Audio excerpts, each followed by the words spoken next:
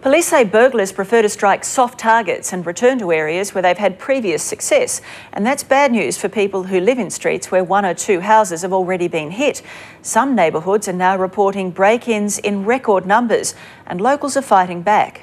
We're all on tender hooks all the time now because this just happened to so many houses in this street.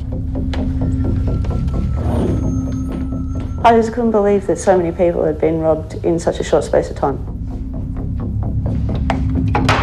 Does it feel like you're living in Australia's most burgled street? Yes. It does. For the residents of this new estate, it was only a matter of days before each of them received a nasty housewarming present. But the house is totally trashed, everything everywhere.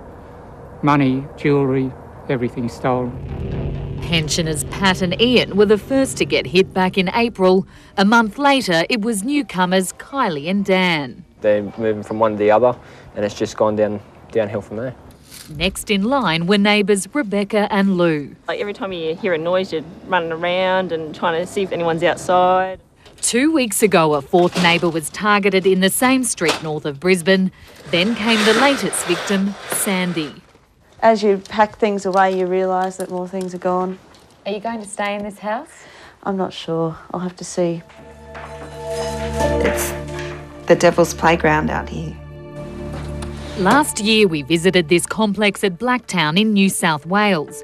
Break and enter victims like Nikki, rating it as the most burgled area in Australia. I know of at least 10 break-ins in the last week that have occurred. Don Weatherburn from the state's Bureau of Crime Statistics confirming her worst fears. They've discovered that when a house is burgled, the risk of burglary on either side of that house for 400 metres goes up for about 1 month. No matter what street you live in or what suburb area you may find yourself residing in, you are never immune from the possibility of a home break and enter.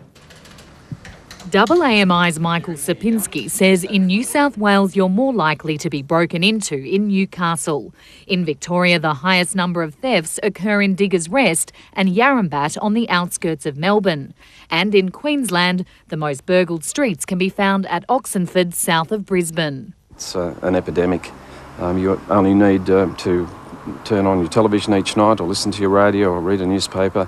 At Rowbottom Street west of Brisbane, Greg Johnson is staging a fight back after a recent break-in. The fact that invisible army of men and women that seek to break into our homes. With the help of his two sons, Scott and Charles, Greg conducted a letter drop, alerting around 50 neighbours to the burglary. It was a pretty good idea to make everyone aware about it. He sort of thinks if he doesn't do it, then nobody else will. There's no better network than your local neighbourhood network to alert people to the fact that a thief may be operating. At Denson Street, residents are also taking a hardline stance. Well, as you guys know, we were the first ones broken into. So, it's just carried on ever since us. They know when you're there, they know when you're not there. As other new homes near completion in this estate, residents are fearful of further break-ins.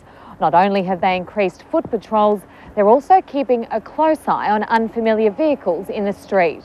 It's these important micro-local activities that certainly can help curb and deter criminals from operating in these areas. What's your message to the burglars? We're watching you.